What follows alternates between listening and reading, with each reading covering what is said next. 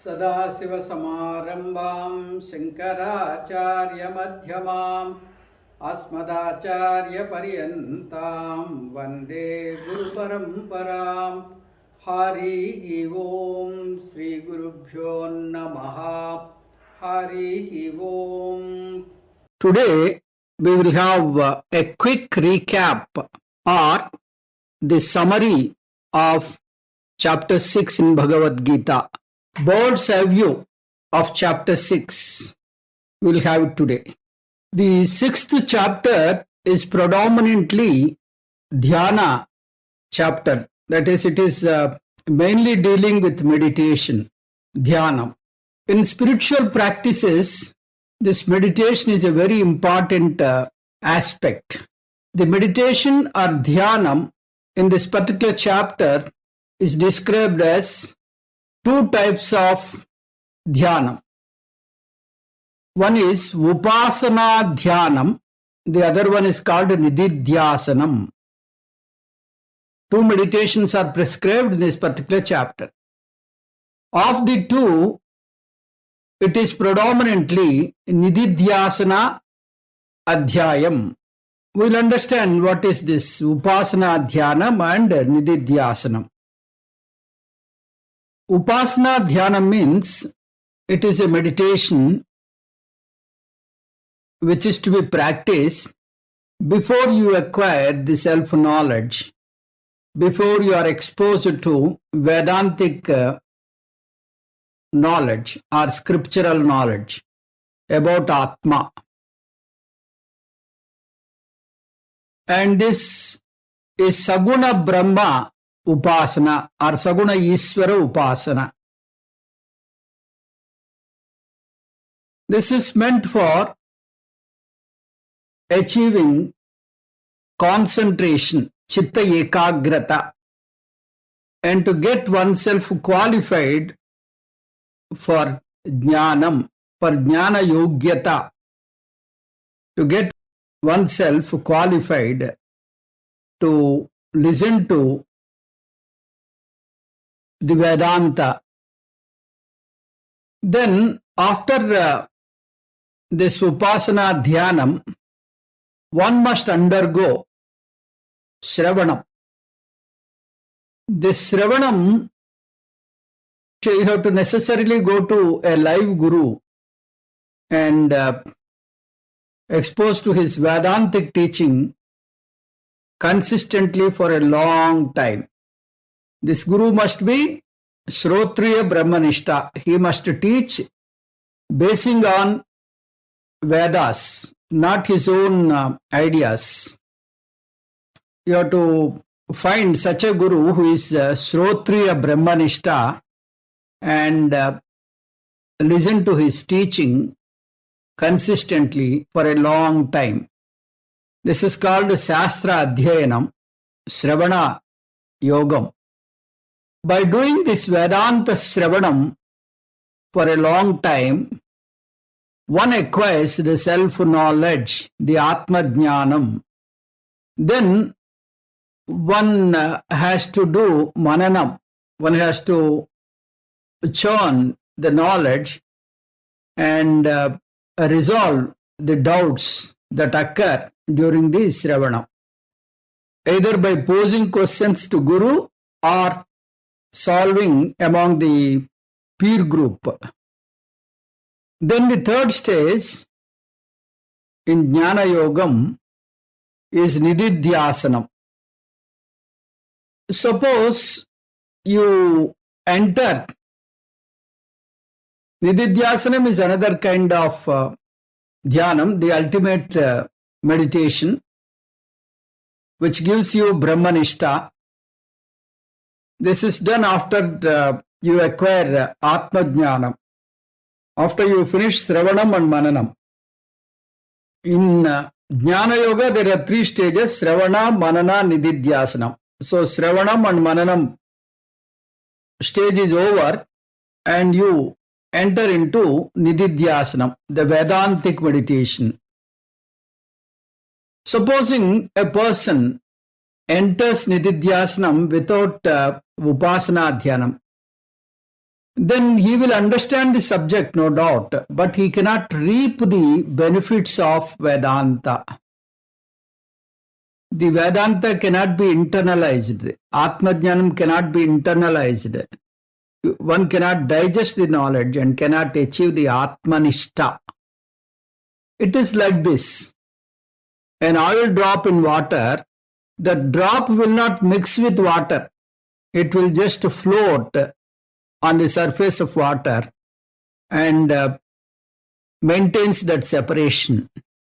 Similarly, this Atmajnana will stay separately in one corner of the intellect and will not give any kind of benefit. So, his knowledge and his behavior will be diagonally opposite.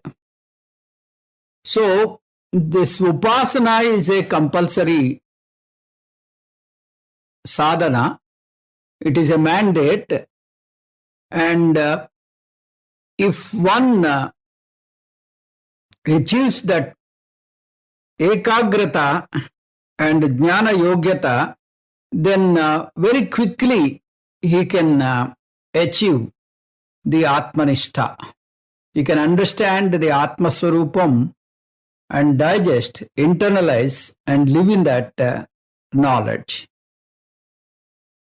In this Nididhyasanam, one has to relive the teaching. Whatever is the knowledge he has acquired while Sravanam, in that knowledge he has to relive. He has to make that knowledge a living reality. That knowledge must go to the subconscious mind so that it should help you at the time of need. So, in total, in short, we can understand this way. Upasana gives concentration and jnana yogyata. It gives concentration and jnana yogyata. Sravanam gives the actual knowledge, that is, the Atma Jnanam can be acquired by Sravanam. Then the Nididhyasanam will help you to stay in that Jnana Nishta. Nididhyasanam can facilitate the Atmanishta. In the Nididhyasanam, we try to process all habitual thinking, habitual formation. Over the janmas and over the years, we have the feeling I am the body, I am the mind. This is called Viparita Bhavana. This Viparita Bhavana will not go even after you finish your Sravanam and Mananam.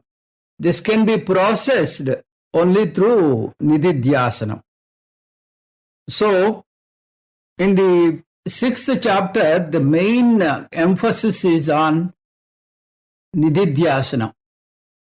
Regarding meditation, nowhere else in the Shastra, the topic of meditation is dealt so vividly and so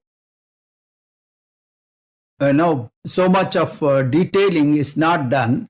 So this is the most important chapter in the Bhagavad Gita. So if you look at this chapter, the chapter can be understood as 6 different topics. The first topic is Bahiranga Sadhanani. This is the practices which are to be done in general throughout the day. This is dealt from sloka number 1 to 9 and again from 16 to 17. Then the second topic is Antaranga Sadhanani. That is internal practices. This is to be done just before the meditation. And this portion is dealt from sloka number 10 up to 15. Then the third topic is Dhyana Swarupam, the process of meditation, the nature of meditation. This is dealt from sloka number 18 to 32. Then the next topic is Dhyana Pratibandakani, the obstacles that come during meditation, the difficulties you face during meditation, and how to overcome. The remedies are also mentioned. And the sixth and the final topic is Yoga Brashta portion. Yoga Brashta portion means, suppose a person could not achieve the Karma Yoga, could not achieve the Jnana Yoga, what will be the lot of that sadhaka in the next Janma? This is mentioned in this particular portion. This is a very important portion again. So, we will try to see each one separately. The first one is Bahiranga Sadhanani, which is dealt from 1 to 9 and again 16 to 17. This is basically to be followed throughout the day. There is no particular time. Throughout the day, you have to follow these practices. This contains 4 portions. First one is Karma Yogam. If a person is totally into rituals only, he is only into rituals and not in Karma Yogam, then he cannot do meditation. He is not fit for meditation because he can do things, but that concentration is not there, Shraddha is not there. Therefore, there is no coordination between his mind and the body. So he cannot concentrate in the meditation. Whereas if he switches over to Karma Yogam, a Karma Yogi can do a good meditation. Karma Yogi is a good meditator. Then who is Karma Yogi? Karma Yogi is one who has the right attitude and who does right things. Right action with right attitude is called Karma Yoga. And Karma Yogi is one who performs the right action and with a right attitude. Then what is this right attitude? Right attitude means as a karta, he does the things with Ishwararpana Bhavana, with a dedication to Lord, with a feeling that he is doing this for the sake of Lord. With that Ishwararpana Buddhi, he takes up the actions. Then while receiving the karma phala as a bhakta, he receives with Ishvara Prasada Buddhi. So, this is the attitude. That is Ishvara Arpana Bhavana plus Ishvara Prasada Buddhi. Because he is doing with Ishvara Arpana, he will do it with full dedication and he will do right things. He will not do any harm to the society.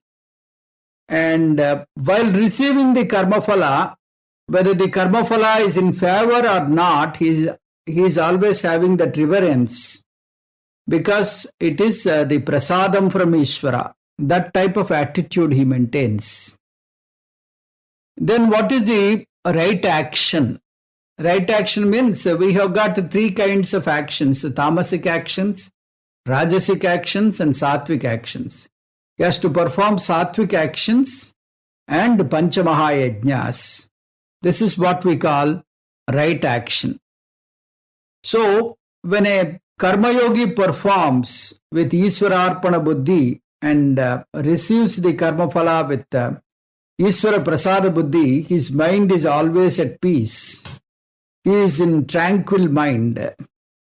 So not only at the time of dhyanam, but throughout the day, he enjoys the tranquility. So this is what Paramatma says, samatvam. Samatvam yoga uchyate. So when a karma yogi sits in meditation, he forgets all, the small problems that he faces in the day-to-day life. He can easily go to the meditation. That is the Saguna Isvara meditation. That is called Upasana. So he is the best meditator, best Upasaka. Then, in order to become a good meditator, one must become a karma yogi. So that is what Paramatma emphasized in his first sloka. Anasritah karma phalam karyam karma karoti yaha sa sannyasi cha yogi cha na niregrihi na cha akriyaha. So this is the karma yogam. First karma yogam is the first bahiranga sadhana. Then atma krupa. One should never undermine oneself. We all have come out of the Bhagavan's srishti. So we belong to Bhagavan. Nothing is ours.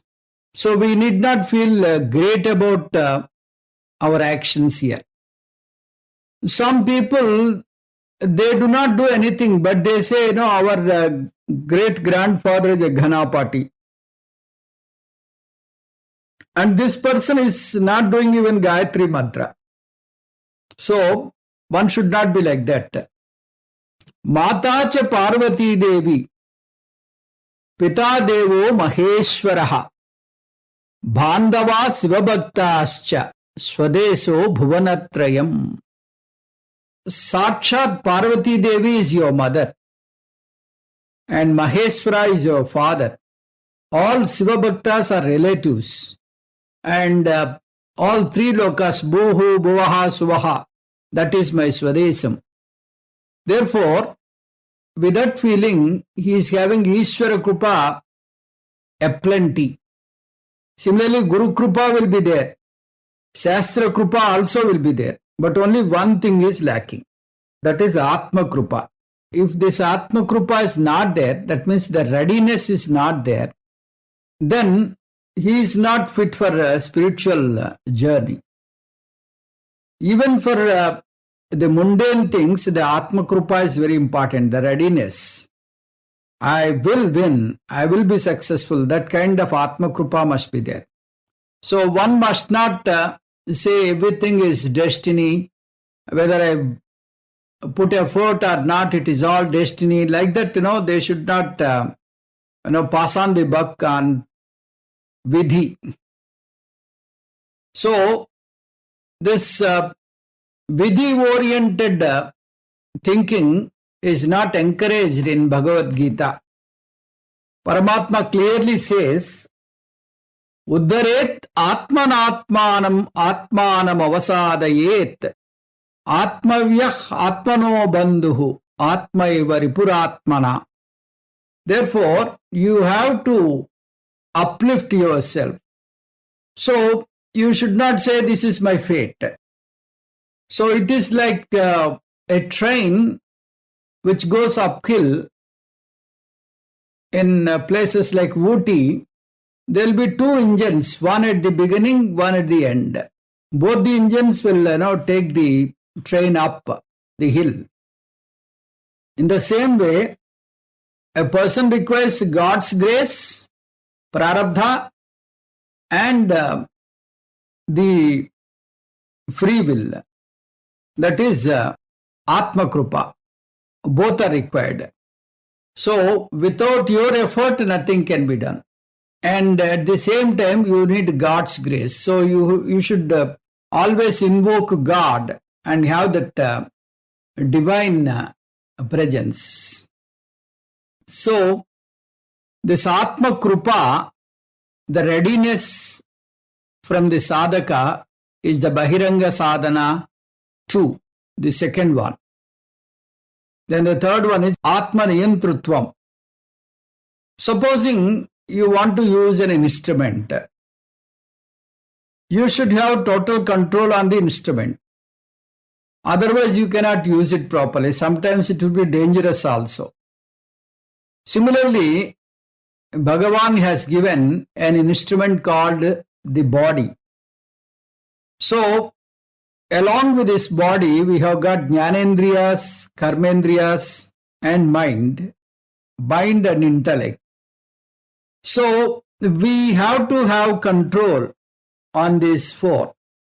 Otherwise, we will become slaves of these four things: Karmendriyas, Jnanendriyas, mind, and intellect. In Kathopanishad, Yamadharma Raja talks about this by using Ratha Kalpana. He gives a beautiful example and tells how one should control the mind and how one should control the Indriyas, and then continue the spiritual sadhana. So, Atma Niyantrutvam is Bahiranga Sadhana 3. Then, the moderation.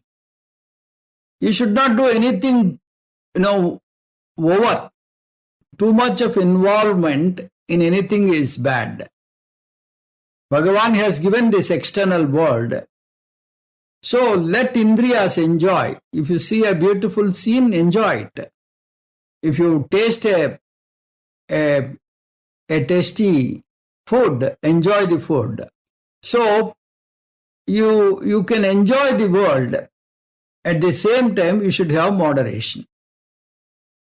Anything in excess becomes dangerous. Ati sarvatra varjayet. If you eat too much, it will be leading to all kinds of medical problems. You should not eat too much. You should not work too much. You should not fast too much. You should not sleep too much. There must be moderation in everything. So you should have absolute control over your Indriyas. Suppose you are a diabetic patient and you want to eat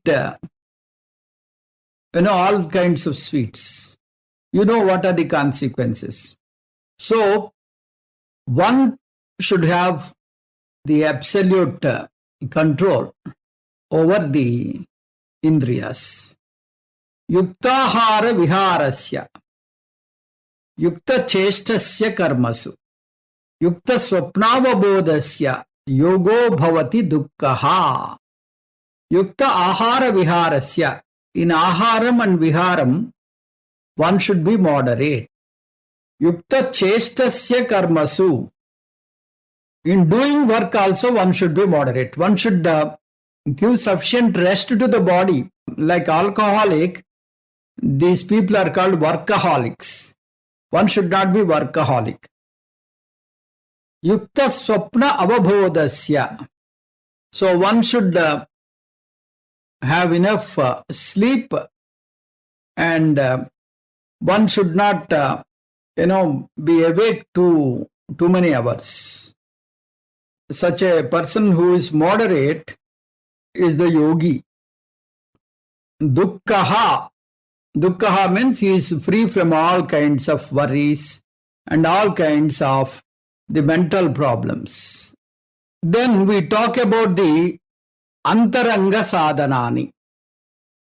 That is internal practices. This is to be done just before meditation. This portion is dealt from sloka number 10 up to 15. There are 8 different aspects one has to follow in order to have a successful meditation. These are to be observed just before meditation. One is desam, the place of meditation. The place of meditation must be very clean. It should not be having any kind of uncleanliness. If you want to meditate in a garage, you cannot concentrate because of that uncleanly ambience. the ambience must be such that it should trigger your spiritual feeling. It should allow you to think in spiritual meditation towards your Saguna Ishvara Dhyana. Then the place should not be like, a kitchen where you get all kinds of, aroma from the kitchen. So you get distracted. So it should be a place which can trigger your spiritual feelings, like, like a puja room or a room separately allocated for you. A place where there is no, other can enter while you are meditating.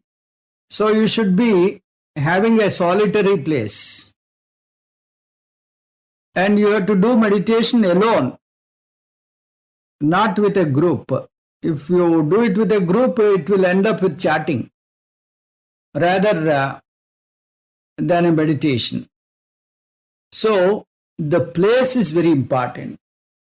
Then the time, at what time you meditate, is also very important.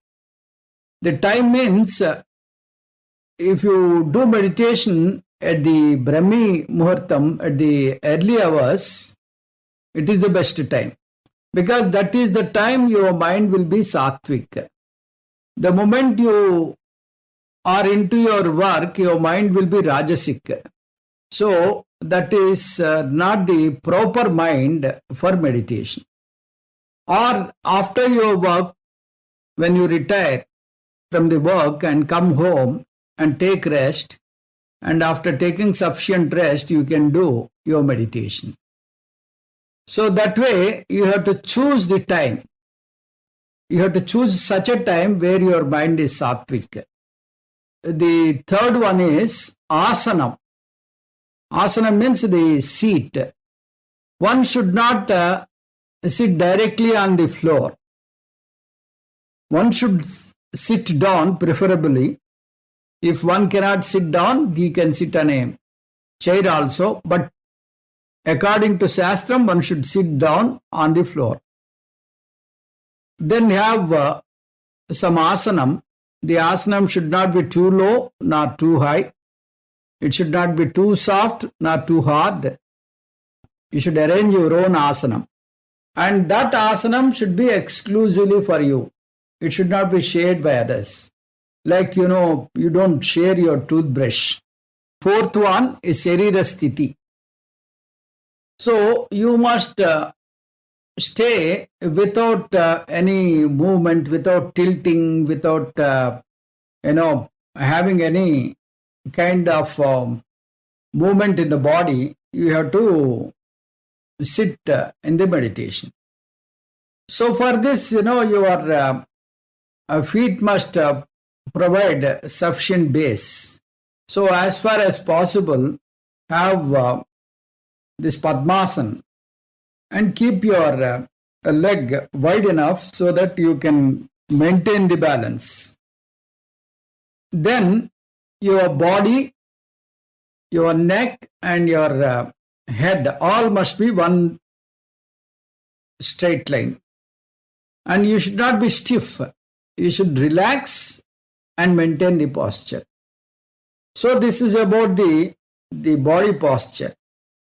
Then the fifth one is Pranasamyam, the breathing. You have to breathe slowly and equally in relaxed manner. Sparshan krutva bahir bahyan chachus chaivantare bhruvo pranapanau samau krutva nasabhyantara charinau. So we have to have the pranam and apanam control. This is pranayamam one should do, so that they can have the control over the breathing.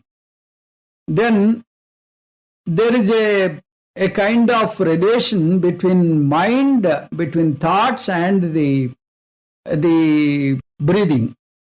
So one should have the control over the breathing. This is called pranasamyam. Then the sixth one is indriya nigraham, the sensory control.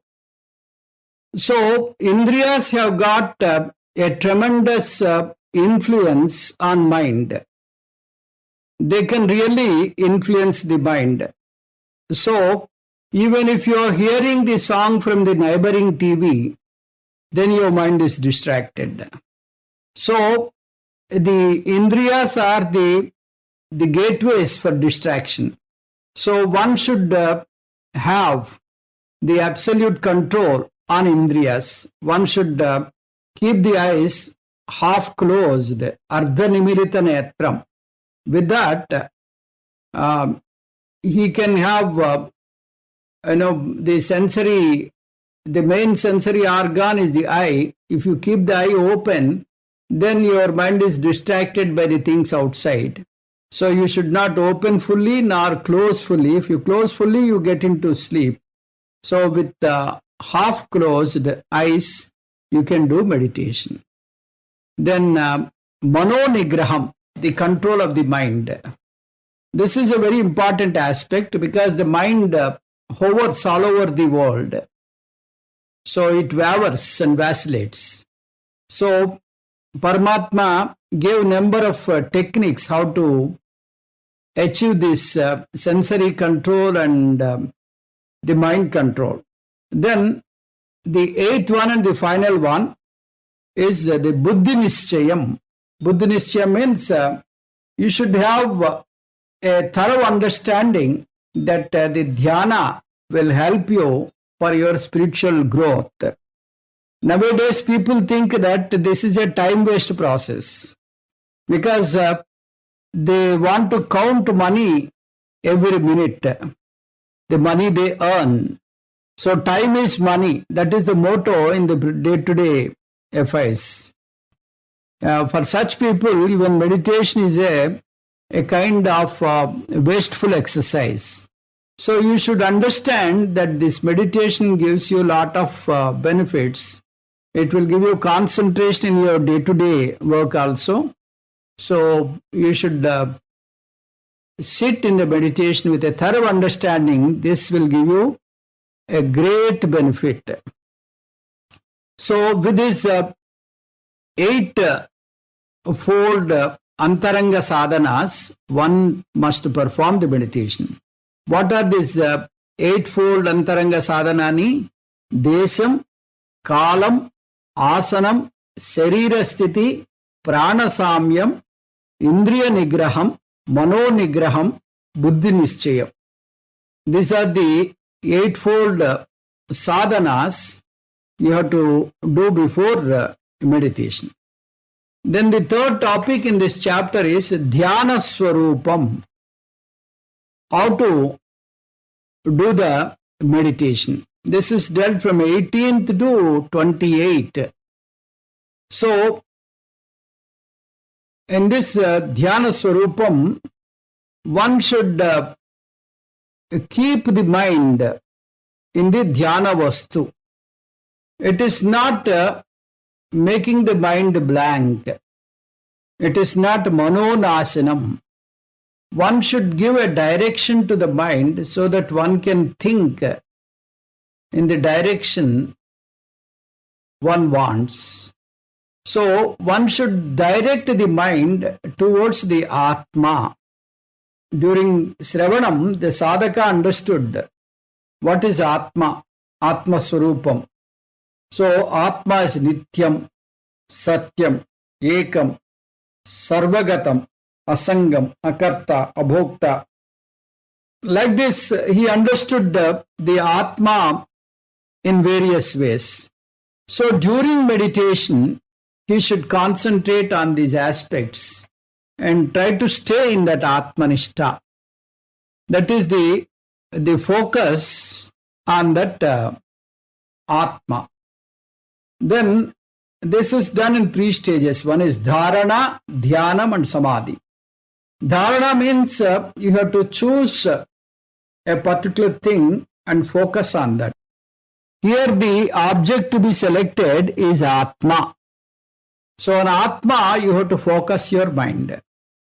Atma, Nishta you should achieve. Dhyanam. Dhyanam is almost like Dharana. Dhyanam is once you fix the target as Atma, you should see that the mind is not slipping from that thought. It should not go away from Atma and wander all over the world. This is called Dhyana. Then Samadhi is the stage where the mind and Atma are not two different things. Mind becomes one with Atma. So this is called Samadhi. So this Samadhi is a very common thing. We regularly experience this. Like if you are a good reader, once you start reading the book, initially you know the surroundings. When you are grossly involved in the reading, then you forget your surroundings. Similarly, when you see TV, your favorite cricket match, you forget the surroundings. You become one with the TV.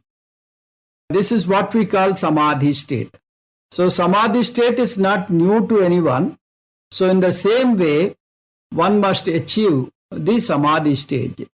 Then Paramatma gave from sloka 20 to 23 7 different kinds of definitions for Samadhi. The first one is called Chitta Uparamanam. In this, one has to control the mind and then keep the mind away from the external things and then see that the mind stays with Atma, and he will achieve a kind of tranquility at this stage. This is Chitta Uparamanam, keeping one's mind internally. Then the second one is Atma Darsanam. So whatever is the description that is heard during Sravanam, so you have to recall during the meditation and try to relive the teaching and have that Nishtha. That is Atma Darsanam. Then Atyantika Sukham. Atyantika means limitless happiness, and this is called Atmanandam. By having this Samadhi, you have that kind of tranquil mind and a kind of happiness, and that is what we call Atyantika Sukham. Atyantika Sukham means limitless happiness. Tattvanishta. Tattvanishta means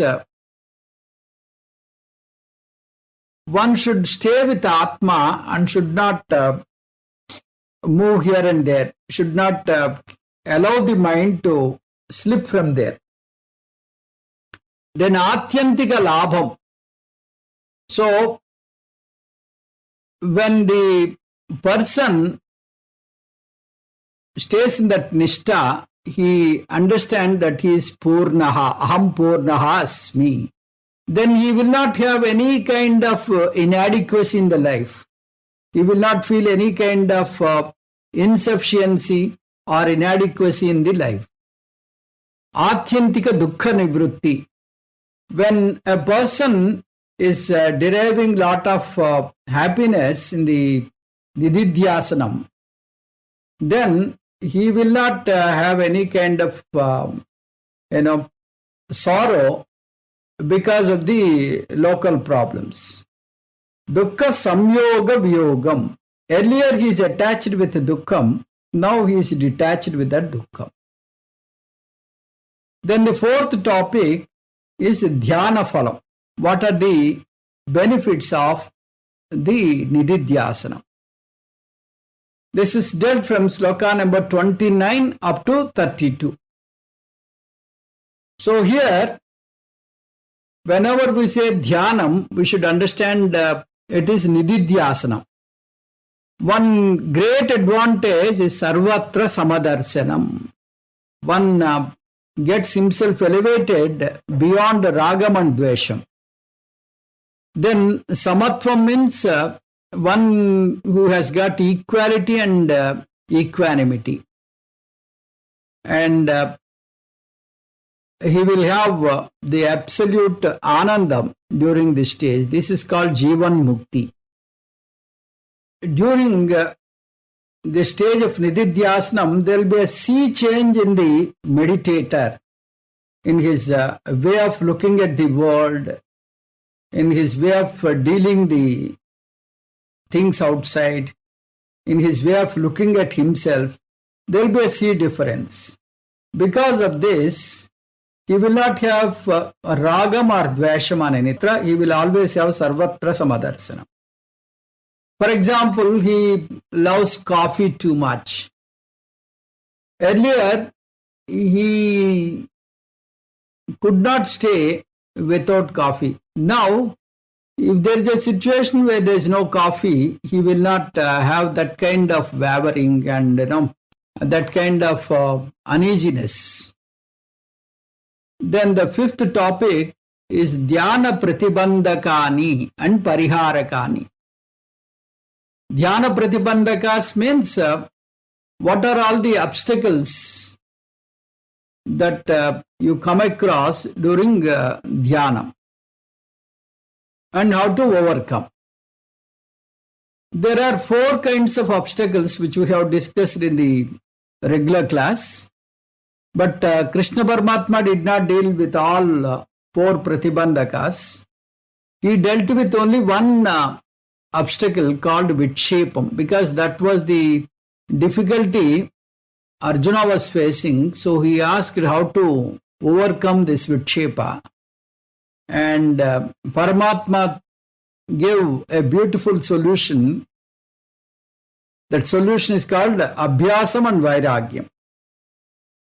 Abhyasam means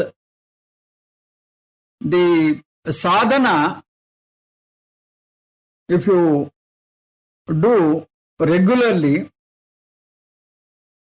then the difficulty of wavering mind will go away. The mind will automatically come to control because of the abhyasam, because of a regular meditation, because of day-to-day meditation. Automatically mind sets in and starts concentrating.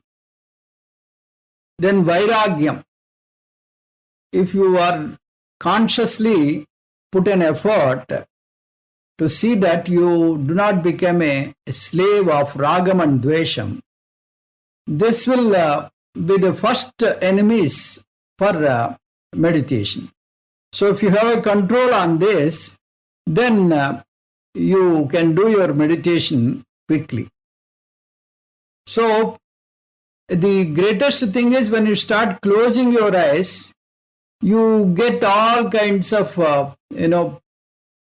things that you come across. You think of your daughter, you think of your pet dog, you think of whatever is the thing you are attached to. So temporarily you keep all your attachments away. If you think that attachment is a must, then you have the attachment on Guru, have the attachment on the Lord, on Bhagavan. Then your meditation will go smoothly. After this, we have a topic called Yoga Brashta portion.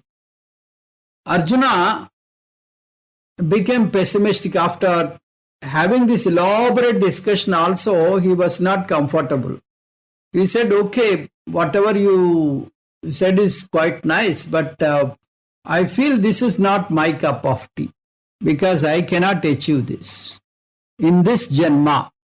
So this janma is a wasteful janma, because I cannot achieve nididhyasanam and jnana nishta or atmanishta. So I am not successful in jnana yoga. Because I entered jnana yogam, I neglected karma kanda. Karma kanda gives punyam, and jnana kanda there is no punyam, no papam. It is beyond the punyam and papam.